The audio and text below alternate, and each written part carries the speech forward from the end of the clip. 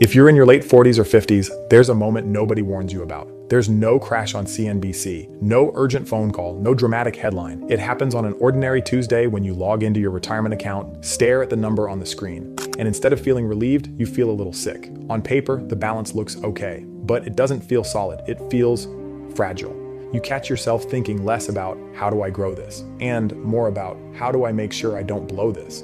How long does this really have to last? What happens if the market tanks right after I stop working? Most people think the real danger shows up after they retire. In reality, the damage is usually done years earlier by a pattern that feels responsible, looks conservative, and is quietly built into how most 401s, Ks are used. In this video, I'm going to show you the mistake that can quietly erase years of retirement income and what to do instead while you still have time to fix it. The mistake is not, I didn't contribute enough. I didn't time the market perfectly. I picked the wrong fund one year. The real mistake is building a retirement plan that only works if markets behave perfectly. Most 401s are engineered for one job, accumulation. They're built to help you save efficiently while you're working. They are not designed to help you turn that pile of savings into reliable, stress-resistant income when your paycheck stops. Those are two completely different engineering problems. Accumulation rewards volatility. Big swings can actually help long-term growth. Income punishes volatility. Those same swings can shorten your retirement. But here's what most investors do. They work for 30+ years, build up a 401k, then one day they stop working and simply start withdrawing from the exact same structure they used during accumulation.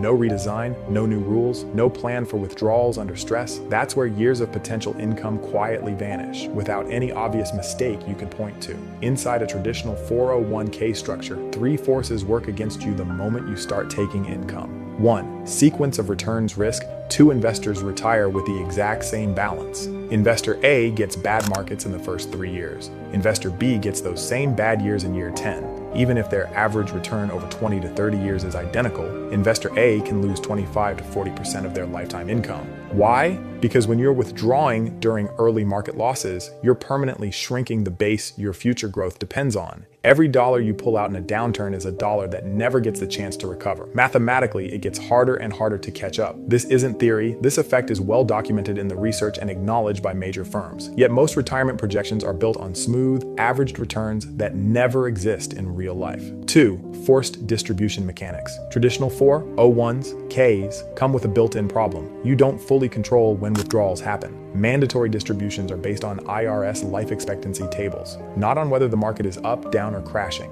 If markets are down and you're forced to sell assets anyway, those paper losses become real, irreversible damage to your income system. At the same time, those required withdrawals show up as taxable income. That can nudge you into higher tax brackets right when you're trying to preserve capital. 3. Glide path decay. Target date funds sound comforting. As you get older, will automatically make you more conservative. So as retirement approaches, your portfolio shifts heavily into bonds and cash. It feels safe. But now a new enemy steps in, inflation. A portfolio that's too conservative in early retirement might survive the market crashes, but slowly lose the battle against 20 to 30 years of rising living costs. Most investors never redesign their portfolio specifically for the income phase. They simply accept the default, and the default was never built for what they're asking it to do.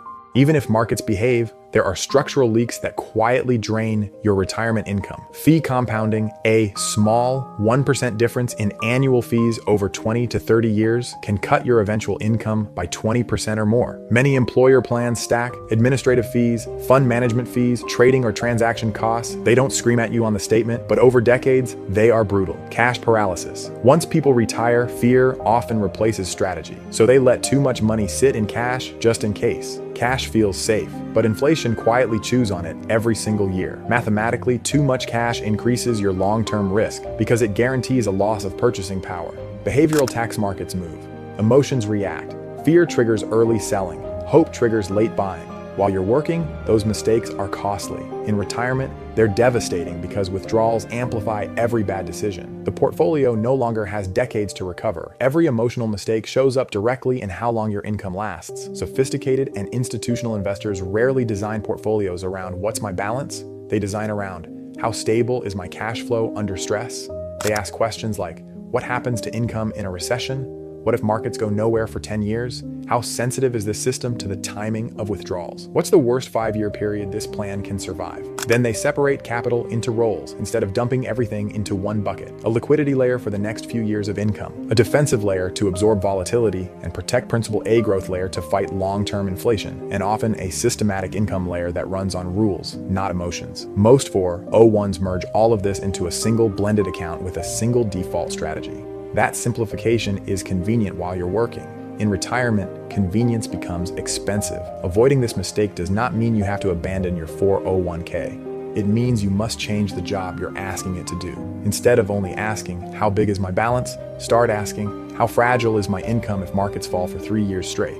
How much of my retirement depends on everything going right at exactly the right time? Where am I exposed to forced selling in bad markets? How much purchasing power am I silently losing every year to inflation and fees? Then you redesign around those answers. Diversify income sources, not just investments. Don't let one account be your entire plan. Reduce reliance on mandatory withdrawals as your primary income stream. Plan for volatility during withdrawals, not just growth before retirement. Use rules and systems to remove emotional decisions, so fear and greed aren't driving your income. The goal is simple: turn a fragile pile of savings into a durable income engine that can survive real-world markets. Retirement failure almost never comes from one obvious, catastrophic mistake. It comes from thousands of small, reasonable-sounding assumptions baked into systems that were never designed for the phase of life you're entering. Your 401k is an incredible savings tool, but it is not automatically a retirement income machine. Confusing those two roles doesn't just cost you money, it can cost you years of freedom. Years you could have spent living the retirement you imagined. You can always make more money. You cannot manufacture more time. And in retirement, time, not your account balance, is the one asset you can never replace.